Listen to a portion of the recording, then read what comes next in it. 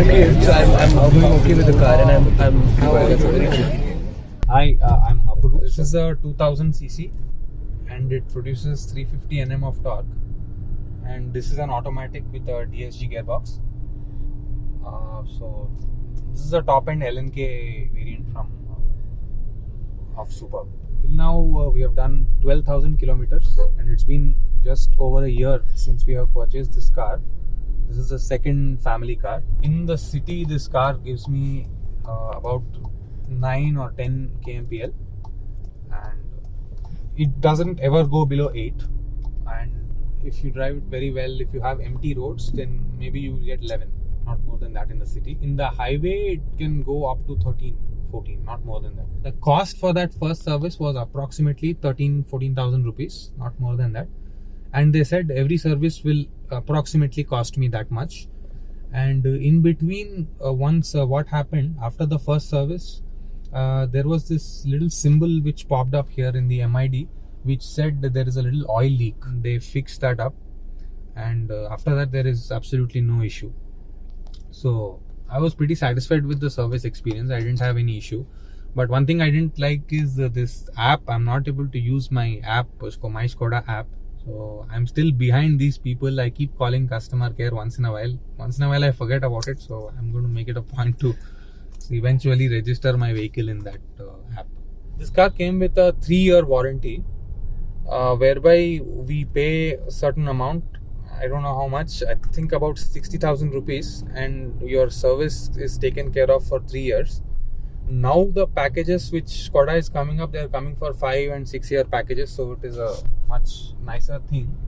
I would suggest anyone who purchases this car to go for, to include the service package and then purchase it, and then your service will not really be a headache. So basically, we always had a Skoda before this. We have 2 Skodas before this. We went to the market to buy yet another luxury sedan because that is the requirement. And we had seen BMW 3 Series, we had seen Audi A4 and A6, which had the Quattro technology. Again, we came back to the Skoda showroom, whereby we felt it's total value for money, because we are getting all the features that you have in these luxury cars. And even the entry level cars in Audi and BMW, the 3 Series and the A3, they cost more than the Superb, which I can frankly say competes with the 5 Series and the A6. The second level segment cars, it competes with that in terms of performance, in terms of features. It is just awesome. So I really have to scratch my head to find a complaint with this car. Every damn thing about this car is perfect. Absolutely superb. The price of this car on road is 35 lakhs. And it gives you all the features that you get in a BMW 5 Series or a Mercedes. Almost feel like you're sitting in a S-Class. So you feel so comfortable. This car feels more enthusiastic to drive, very much eager to respond.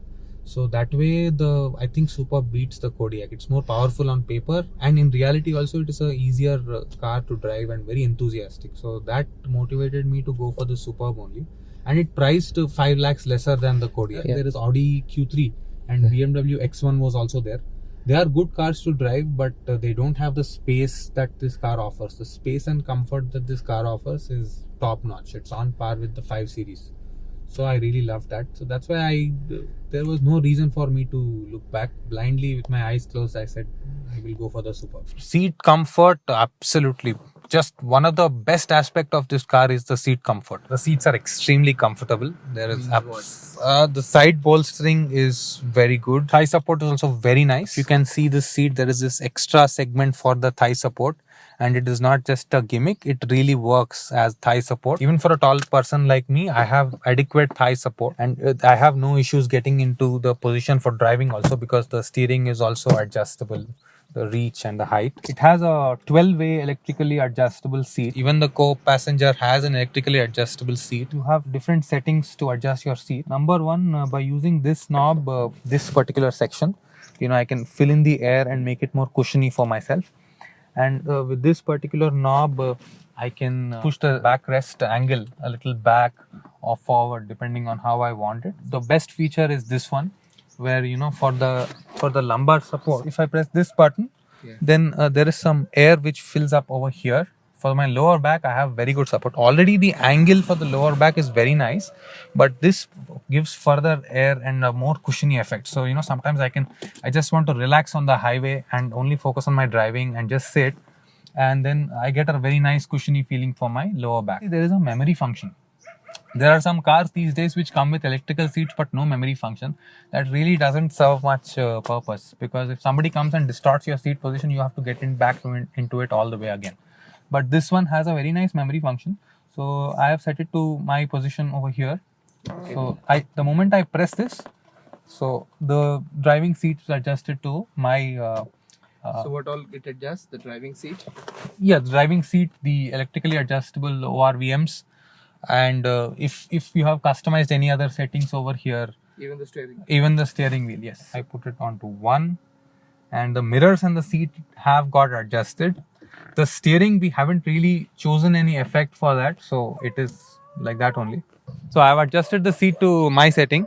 This can be one small minor gripe with this car, because it is a sedan, a luxury sedan. Usually these cars are set a little low. You sit a little low.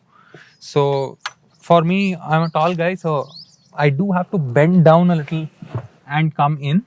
So yeah, that is definitely a small issue. Now the driver seat is as per my setting, and even for me, my height is 6 feet 1 inches, and I am sitting very, very comfortably. I have very nice knee room and decent headroom. I wouldn't say the best, but decent headroom. It's fine for me. I can say I'm very comfortably seated here, and there is this nice armrest. It comes with twin cup holders. We have done quite a few highway trips on this, and never for once, be it at the driver's seat or in the back, did we feel any kind of exhaustion. This back angle is very nice. These headrests also are adjustable, so I can get into a perfect position. I just wish my headroom was a little bit more. If there is a shorter driver, look at the amount of legroom I have. There's a lot of knee room, definitely. Very, very, very comfortable car. And no car in this segment or any other segment can match up to the space that this car offers. There is this huge transmission tunnel over here. Sitting a third passenger of a big size might be a bit of a problem. Kids can come here and sit, no issue at all, because even in this middle seat, the leather is nice and soft. So they can sit here. There's absolutely no problem. There is a dual zone climate control. I just press auto in this and it does the job for me. There is a dual zone climate control. The passenger on the side also can adjust the temperature. The rear AC also, there is temperature setting. I can reduce or increase the temperature according to my need. So I have climate control here also, in a sense. For a person sitting in the back, he can use these to adjust the front seat also. Suppose nobody is sitting here and I want more space, I can do that also. So that is also a nice feature. And I have the sun blind. The sun blinds are integrated with the design. They don't automatically come out, but I can use them whenever I want to. In the back also we have a sun blind. Comes with the car, but I have to manually put it up. But the glass area is a little small. I don't feel anything claustrophobic or anything, but the glass area is a little small. It could have been a little different. Give me a rating of comfort. 5 on 5. AC? AC, I would say 4 on 5. It's got this this new design language of Skoda, where this grill, it gets these little chrome treatment, and it feels very nice. It's like those wings are coming with the Skoda logo. These 4 lines on the bonnet.